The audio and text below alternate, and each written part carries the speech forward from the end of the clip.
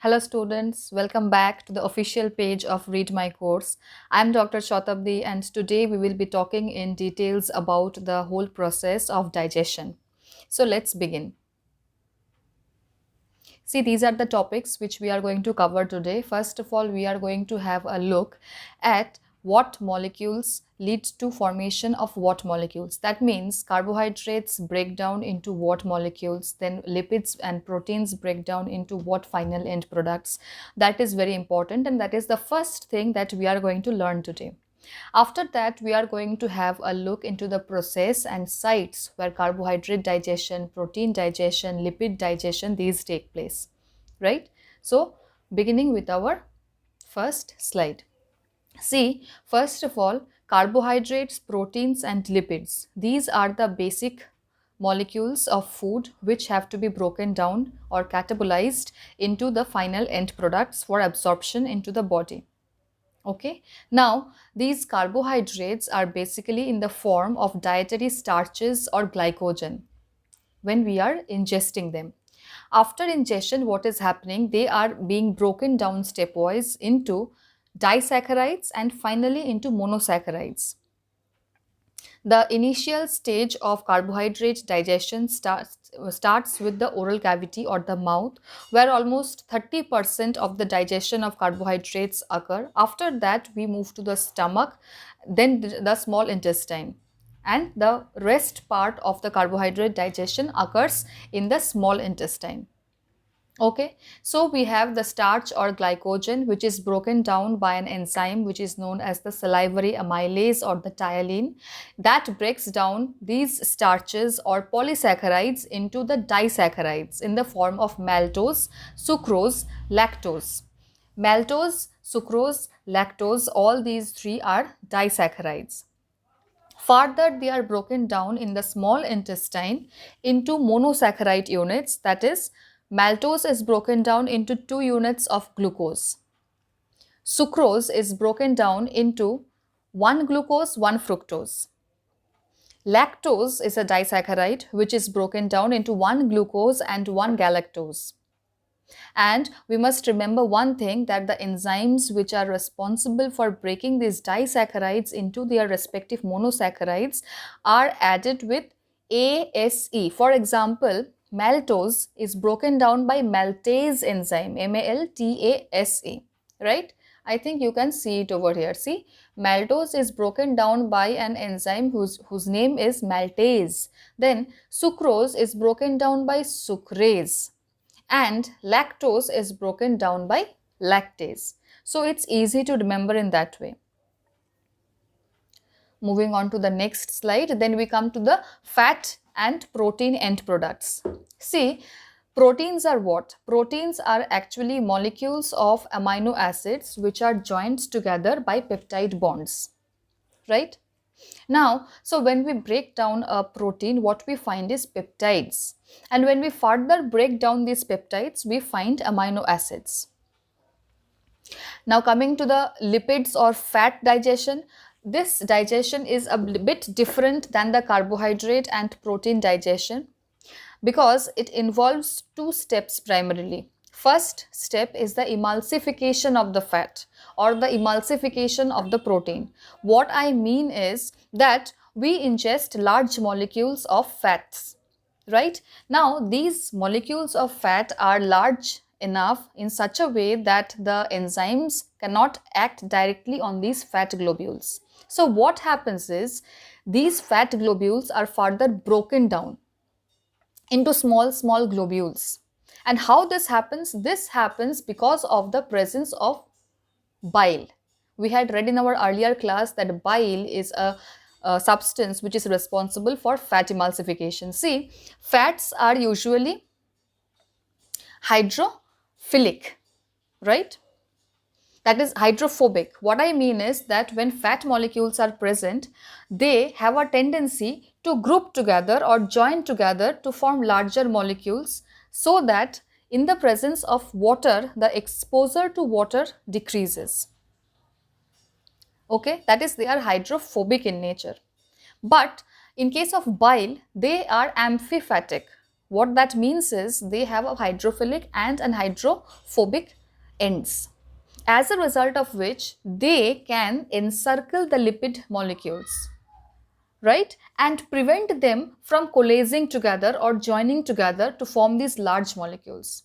So whenever the bile is surrounding these lipid molecules and preventing them from coalescing together to form large molecules, it becomes easy for the lipases to act directly on these small globules of fat, right? And ultimately what we get from the end products of fat, fat breaks down into fatty acids and glycerols, monoglycerol, diglycerol, triglycerol and fatty acids.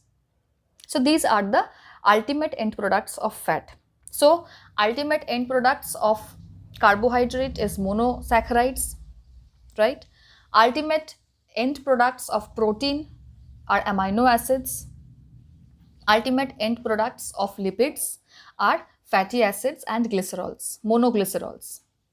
And these ultimate products are then ready for absorption into the bloodstream, and then they travel throughout the whole body and provide energy for the various metabolic functions. Okay. With that, we move to the next slide. See, coming to carbohydrate digestion first, we know it begins in the oral cavity or in the mouth.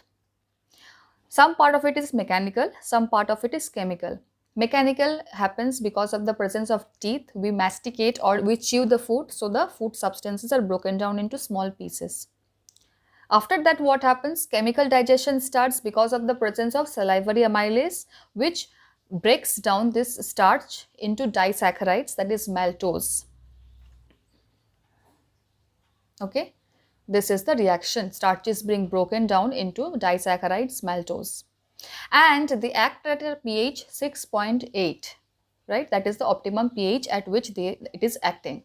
So 30% of this starch is being hydrolyzed by this amylase enzyme in the oral cavity itself. After that, what happens? It travels via the esophagus and it moves to the stomach. But remember one thing, in the stomach, the salivary amylase becomes inactive. Why?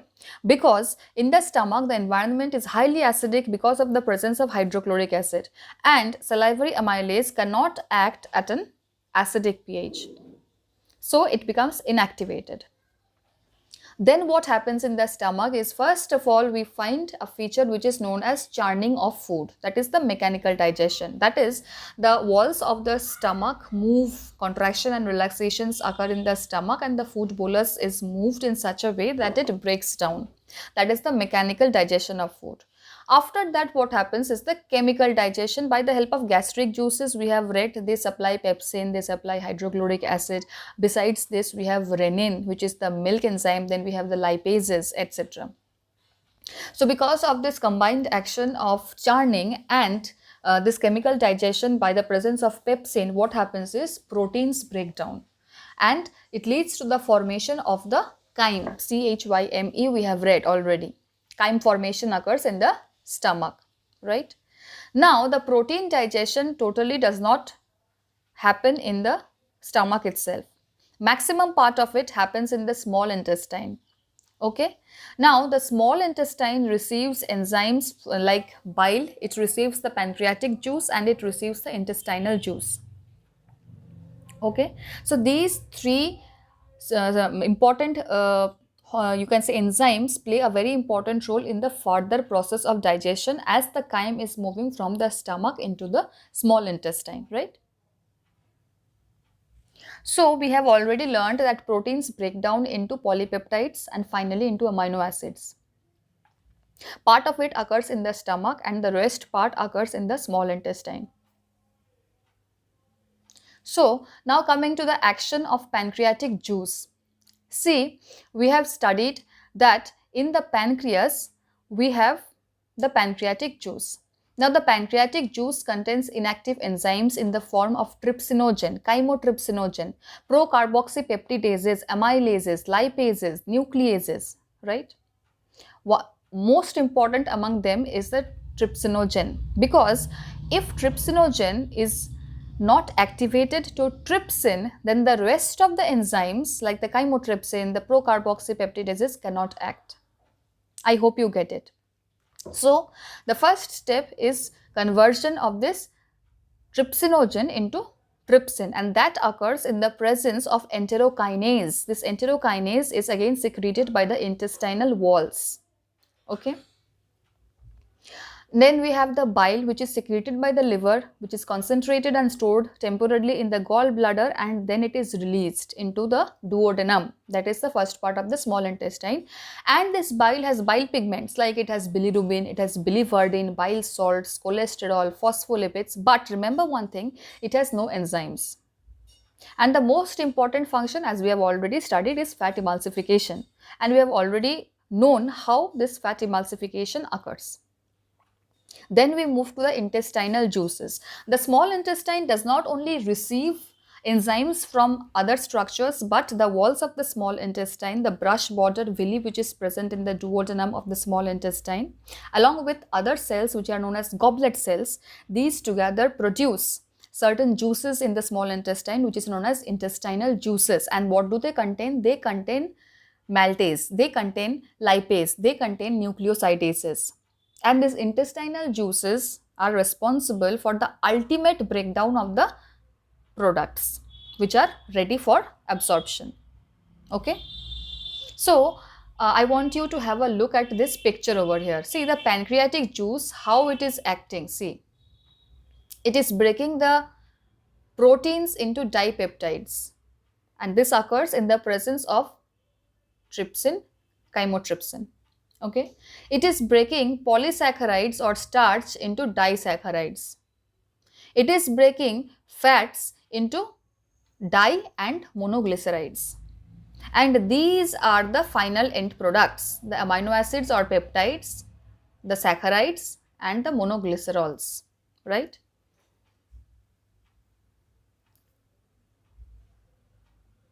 With that, we move to the next slide. See, after the role of pancreatic juice, what we have is the intestinal juice, that is the succus entericus. The succus entericus, the enzymes in the succus entericus act on the end products and lead to the formation of the simple absorbable forms of food which can be easily absorbed, right? They occur very close to the mucosal epithelial cells of the intestine, so that there is easy transport from the lumen into the cells of the intestine and from the cells of the intestine into the bloodstream directly. Okay. And these simple substances thus formed are mainly absorbed in the jejunum and ileum, which are the second and third parts of the small intestine. Okay.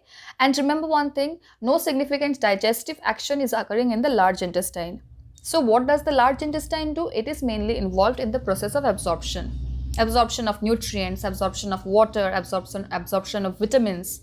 These things are actually happening in the small intestine, ultimately leading to the formation of feces, which is then expulsed through the anus.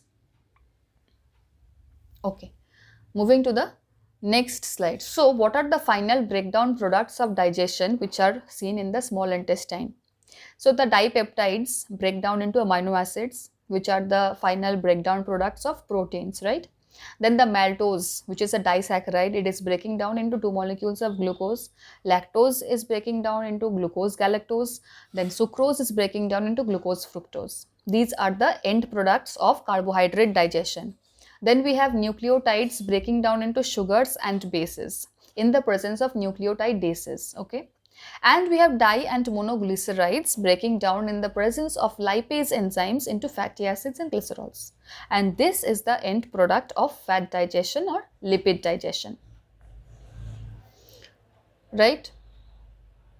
So, now we come to the fat or lipid digestion. See, the fat digestion or the lipid digestion is a bit different, as I have already said, from protein or starch digestion. Why? Because first you have to emulsify them, and only after that the lipases or the enzymes will be able to act on these fat globules. Okay. So, this picture over here, have a look at this picture over here. See what we are seeing. What we are seeing is that, see, these are the fat globules. Now what happens is bile, as I have already said, because of the presence of two types of ends in case of this bile, that is hydrophilic and hydrophobic, they are able to encircle. See, they are encircling these fat globules, leading to the formation of small globules which are known as micelles.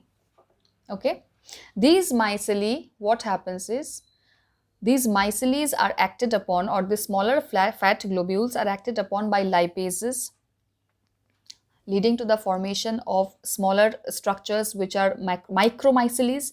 And after the formation of these macromyceles, they are entering via this villus, which is present where? In the walls of the small intestine, especially duodenum, right? They are entering into the cells of the small intestine. I will show it to you, just have a look. See, they are entering into the cells of the small intestine. From the cells of the small intestine, they are moving into the bloodstream, that is the capillaries, right? And that is how the process of absorption begins. So in the next class, we are going to study in details about how these end products which are formed after digestion of these carbohydrates, fats, lipids, how they are absorbed from the intestine and how they move into the bloodstream and then circulate throughout the body.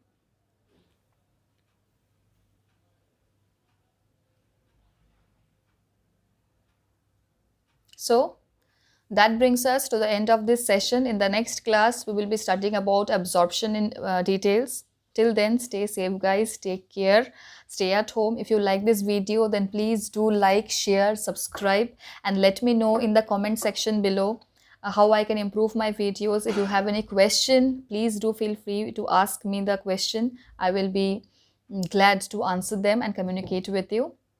Until then, stay tuned guys. Bye.